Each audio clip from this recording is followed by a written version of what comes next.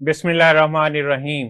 नाजरीन, डॉक्टर मोहम्मद एजाज संधू आपको special TV के प्रोग्राम छुपे खजाने हिडन ट्रेजर में खुश आमदीद कहते हैं।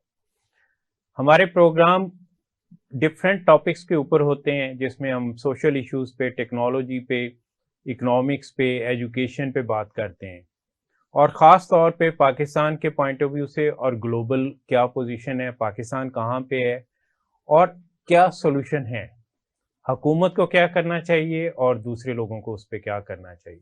आज का जो हमारा प्रोग्राम है वो ख़ास तौर पे टेक्नोलॉजी स्किल्स के ऊपर है। ग्लोबल स्किल रिपोर्ट पिछले दिनों आई थी 2023, और उसमें पाकिस्तान की पोजीशन लास्ट 10 कंट्रीज़ में है, जो कि बड़े अफसोस की बात है। हालांकि पाकिस्तान में स्किल पे काफ़ी काम होता है, लेकिन हम क्यों पीछे रह गए और बाकी कंट्रीज़ हमसे क्यों आगे हैं। हम प्रोग्राम का बाकायदा आगाज़ करते हैं। आज हमारे साथ दो मेहमान हैं। स्टूडियो में हमारे पास मौजूद हैं प्रोफेसर सजाद हैदर साहब, जो इस वक्त टेक्नोलॉजी पे काफ़ी काम कर रहे हैं, और साथ हमारे पास ऑस्ट्रेलिया से हैं राना अदील साहब। राना अदील साहब का भी टेक्नोलॉजी में काफ़ी काम है, तो हम देखेंगे कि वो ऑस्ट्रेलिया के पॉइंट ऑफ व्यू से और ग्लोबल पॉइंट ऑफ व्यू से हमें क्या बताते हैं, और फिर हम लोकल को उसके साथ कैसे लिंक करेंगे। राना साहब, हम आपको भी खुश आमदीद कहते हैं अपने प्रोग्राम में। Thank you very much. Rana साहब, हम आपसे पहले प्रोग्राम का आगाज़ करते हैं। राना साहब, आप क्योंकि ऑस्ट्रेलिया में बैठे हुए हैं, तो वहाँ पे इस वक्त स्किल की डिमांड क्या है, टेक्नोलॉजी की कौन कौन सी एरियाज में डिमांड है, और अलाइड हेल्थ साइंसेज की मुझे पता चला है ख़ास तौर पे वहाँ बहुत ज़्यादा डिमांड है, तो उस पर हमें ज़रा बताइए। थैंक यू सर, बहुत शुक्रिया मौका देने का। बिल्कुल, ऑस्ट्रेलिया के हवाले से मैं अपनी पर्सनल सक्सेस स्टोरी से स्टार्ट करूंगा कि मेरी यहाँ पे मैं बेसिकली पाकिस्तान और मलेशिया और फिर सऊदी अरब में काम करता रहा पिछले 15-16 साल। यहाँ पर जो मेरी इंडक्शन हुई, मुझे बेसिकली ऑस्ट्रेलियन अवार्ड से नवाजा गया, जो कि परमानेंट रेजिडेंसी ये गवर्नमेंट दे रही है, और मुझे डिजिटल टेक्नोलॉजी के अंदर ही इन्होंने यहाँ पे एक्सेप्ट किया। ये बेसिकली स्पेशलाइज्ड वीजे निकाले उन्होंने 3 साल पहले।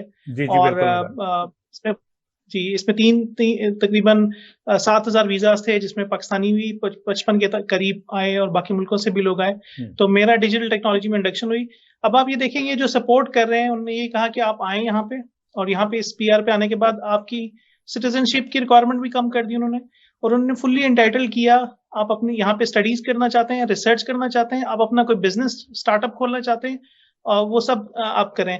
जबकि हमने देखा कि दूसरे ममालिक में, जैसे गल्फ के या इवन कई और ममालिक में बैरियर्स होते हैं, यहाँ पे उन्होंने वो बैरियर्स रिमूव किए, और यहाँ पे अब मुझे हर तरह के राइट्स हैं कि मैं यहाँ पे कोई भी अपना सेटअप कर सकता हूँ। तो ये तो मेरी एक पर्सनल एंडिएवर था, और मैं देख रहा हूँ कि यहाँ मुझे कुछ फायदा है, और ना सिर्फ लोकल कम्युनिटी को, बल्कि जो टेक्नोलॉजी सेक्टर इन जनरल है ओवरऑल, मैं कहीं पे भी उसको बेनिफिट कर सकता हूँ।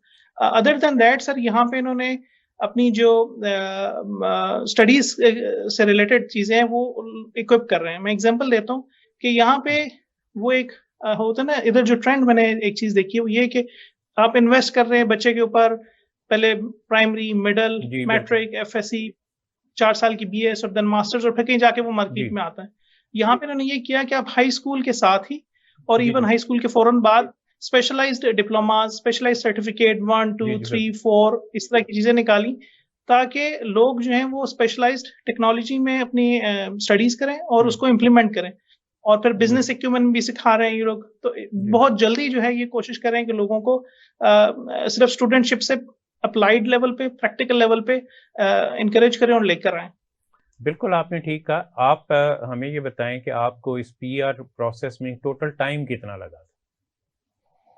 सर बेसिकली पीआर प्रोसेस में बेसिकली 2 पार्ट्स होते हैं। एक तो आप एक्सप्रेशन ऑफ इंटरेस्ट देते हैं, तो एक इनविटेशन टू अप्लाई, जिसे आईटीए जनरली कहते हैं। तकरीबन तमाम वेस्टर्न ममालिक में ये प्रोसेस चल रहा है, अमेरिका, कनाडा, यूके या यहाँ पे। तो आईटीए मेरा 2 हफ्ते में। जी बिल्कुल सर, ऐसा ही है। मेरा जो था आईटीए, जो पहला स्टेप है ना, वो आईटीए का होता है, ये 2 हफ्ते में आ गया था।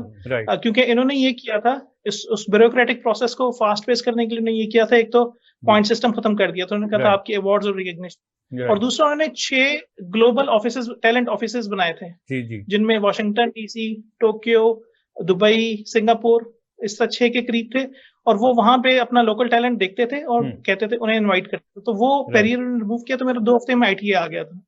और फिर जब मैंने वीजा के लिए अप्लाई किया, तो that took around 6 to 8 weeks. बिल्कुल तो ये आपने ठीक 2 कहा। महीने लगे। राइट, वो 2 महीने में आपका प्रोसेस कंप्लीट हो गया। जी, 2 हफ्ते आईटीए जो कि आप कह रहे हैं राइट। कि 95% आईटीए आ जाए तो 95% इमिग्रेशन हो जाती है, और फिर वीज़ा का जो प्रोसेस है वो 5% का क्योंकि इमिग्रेशन लेती पाकिस्तान से है। इस तो वक्त काफी ज्यादा स्टूडेंट ऑस्ट्रेलिया की तरफ जा रहे हैं। जी सर, बिल्कुल, यहाँ पे काफ़ी मुझे मौका मिला यहाँ पे पाकिस्तान की कॉन्सुलेट में भी काम करने का, जी और जी मैं उनके साथ कम्युनिटी लेवल पे और वैसे भी अटैच हूँ एज़ जी। ए ट्रेड डेवलपमेंट ऑफिसर भी और काउंसलिंग ऑफिसर भी, तो मैं काफ़ी राइट, कम्युनिटी से देख रहा हूँ कि यहाँ पे बहुत ज़्यादा इंडक्शन स्टूडेंट्स की हो रही है। बिल्कुल, क्योंकि हम भी गाइड करते हैं स्टूडेंट्स को, तो मैक्सिमम डिमांड जो आ रही है इस वक्त वो ऑस्ट्रेलिया की आ रही है, उसके बाद जी, यूरोप है। बिल्कुल, काफ़ी जी सर, ऐसा ही है। यहाँ पे कनाडा की काफ़ी कम इन्होंने होगी रिलेटिवली। अच्छा, सही, सही। नहीं, हम्म, सर यहाँ पे मौसम के लिहाज से और कई चीज़ें ऐसी हैं कि काफ़ी कंड्यूसिव जी एनवायरनमेंट है, गवर्नमेंट भी सपोर्ट करती है, तो यस इट इज़, बिल्कुल ठीक। You are true sir. जी प्रोफेसर साहब, हम आपकी तरफ आते हैं क्योंकि आप भी कुछ इसी तरह के काम कर रहे हैं। बूट कैंप से आपने स्टार्ट लिया और अब आपने ऑस्पाक ट्रेनिंग इंस्टीट्यूट का स्टार्ट लिया, ऑस्पाक ऑस्ट्रेलिया और पाकिस्तान जी के पॉइंट ऑफ व्यू से, तो क्या कर रहे हैं आप? देखिए डॉक्टर साहब, दो चीज़ें हैं नौजवानों के लिए ख़ास तौर पे कि जो एक है इल्म, एक हुनर है और जी एक मेरे रवैये हैं। बिल्कुल। इन तीन चीज़ों का मैं मजमुआ होता हूँ और इसी से परफॉर्मेंस सारी मेरी निकलती। हम्म, तो हुनर जो है वो मेरे इल्म को मेरे रवैयों में और परफॉर्मेंस कह लें उसमें बदलता है। अगर परफॉर्मेंस उम्दा नहीं आ रही, मेरे पास इल्म बहुत अच्छा भी होगा तो यकीनन कहीं ना कहीं हुनर की कमी होगी। तो इसलिए हुनर के मुतालिक हमेशा से कहा जाता है कि हुनरमंद जो है वो कौमी सरमाया होते हैं बिल्कुल और बेहुनर जो है उनको एक बोझ ही कंसिडर किया जाता है किसी सोसाइटी में। दूसरी चीज़ यह है कि ग्लोबली, जैसे अभी आपने रिपोर्ट का जिक्र जी किया, तो उस रिपोर्ट की अहमियत दिन ब दिन बढ़ती चली जा रही है। जब 2016 में मेरे ख्याल 21st सेंचुरी लाइफ स्किल्स का अनाउंसमेंट डिवॉस में हुआ था, उसके बाद से स्किल के ऊपर बहुत ज़्यादा फोकस आ गया है, एम्प्लॉयमेंट का भी, डेवलपमेंट का भी और प्रोडक्टिविटी का भी, और इन सब से ऊपर जो है वो क्वालिटी का। तो हम लोग एडवांस लेवल के हाईटेक कोर्सेज जो है वो करवा रहे हैं पाकिस्तानी नौजवानों को, जो कि टोटली स्किल बेस्ड हैं, जिसमें no class no book methodology है, और 10,000 आवर्स का जो ग्लोबल रूल है उसको सामने रख के ये बूट कैंप जो है वो डिज़ाइन किए गए हैं कायद कॉलेज में भी। और अभी आपने बताया कि जो ऑस्पाक इंस्टीट्यूट है, जिसमें ऑस्पाक इदारा इंटरनेशनल ऑलरेडी काम कर रहा है, जिसने काफ़ी बड़ी तादाद में नौजवानों को रहनुमाई दी है, ऑस्ट्रेलिया में भिजवाया है, यूनिवर्सिटीज़ में भी और बाकी दूसरे शोबों में भी। तो स्किल के हवाले से ये एक बहुत बड़ा इनिशिएटिव अब बन रहा है।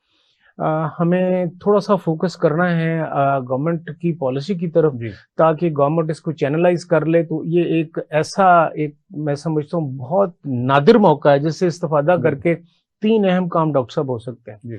एक तो ये हमारी जो नेशनल प्रोडक्टिविटी है, जो पिछले साल की यूएनडीपी की रिपोर्ट है, यूनाइटेड नेशंस की रिपोर्ट है प्रोडक्टिविटी इंडेक्स की, उसमें हम 100 से भी ऊपर हैं, बहुत पीछे। जी बिल्कुल। तो वो बेहतर हो सकती है प्रोडक्टिविटी।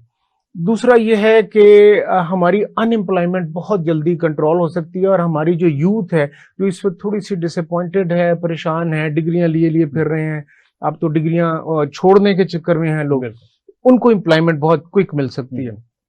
और तीसरी बात जो इन दोनों से अहम है, मैं समझता हूँ आज के दौर में और गिवन सर्कमस्टांसेस में, वो ये है कि जल्द से जल्द और सबसे फास्ट, और वो कहते हैं ना, without any tariff and other regulations, Pakistan का कर्जा जो है उसको उतारने में मदद मिल सकती है। तो ये 3 बातें जो हैं, प्रोडक्टिव के हवाले से भी, एम्प्लॉयमेंट के हवाले से भी, और जो पाकिस्तान के कर्जे हैं उनको उतारने के हवाले से, इन तीनों को सामने रख के जो गवर्नमेंट की एफर्ट है इसके कंकरेंट जो है वो अभी बहुत थोड़ी है। अब प्राइवेट सेक्टर ने जंप किया है, यहाँ पर लाहौर में बड़े बड़े अच्छे इदारे जो हैं वो बनना शुरू हो गए हैं, कराची में बने हैं, फैसलाबाद में, पिंडी में। तो प्राइवेट सेक्टर ने, और वो भी अनऑर्गेनाइज्ड है, कोहेरेंट नहीं है, जो टेविट का नेशनल करिकुलम, नेशनल फ्रेमवर्क है उसके साथ हम आहंग भी नहीं है। और जो पब्लिक सेक्टर में बड़े 3-4 इदारे काम कर रहे हैं नेशनल लेवल के ऊपर और प्रोविंशियल लेवल पे, वो नेवटेक हो या ट्रेनिंग ब्यूरो हो या पीवीटीसी हो या पीएसडीएफ हो या सिंध की जो टेप्टा है और पंजाब की टेप्टा है, इनकी आपस में डॉक्टर साहब कोऑर्डिनेशन बहुत कम है। तो हमारे जो अब तक की एफर्ट है उसमें एक तो एफर्ट ये है कि हम हाई टेक स्किल दें जिसकी ग्लोबल डिमांड बड़ी है और उसकी वर्थ बड़ी है, तो वैल्यू एडिशन से प्रोफेशनल लोग बाहर जाएं। दूसरी, हम ये कोशिश कर रहे हैं कि गवर्नमेंट के इदारे जो स्टेक होल्डर हैं और प्राइवेट हैं उनको इकट्ठा बिठाएं और उनकी एक सिंक्रोनाइजेशन हो, और एक विन विन सिचुएशन हो जिससे पाकिस्तान को फायदा हो। बिल्कुल आपने ठीक कहा, लेकिन दूसरी तरफ एक मतलब ग्लोबल स्किल रिपोर्ट को हम देखते हैं तो हम बहुत मायूसी वाली बात है कि लास्ट 10 कंट्रीज में आ रहे हैं, लेकिन दूसरी तरफ हम फ्रीलांस एक्टिविटी को देखते हैं तो उसमें पाकिस्तान बहुत अच्छा जा रहा है। कुछ लोग कह रहे हैं 2nd नंबर पे है, लेकिन 4th नंबर तो है ही है। तो फिर क्यों हम लास्ट 10 में? ये एक बड़ा दिलचस्प सिनेरियो है और ये रियलिटी है जो आपने फरमाया कि हम 3-4 नंबर पर हैं, 2 पे तो अभी नहीं है। लेकिन एक तो मेरा अपना ये नजरिया है, may be my opinion is wrong, कि हम डिजिटल क्लर्क बहुत बड़ी तादाद में पैदा कर रहे हैं। बिल्कुल सही कहा।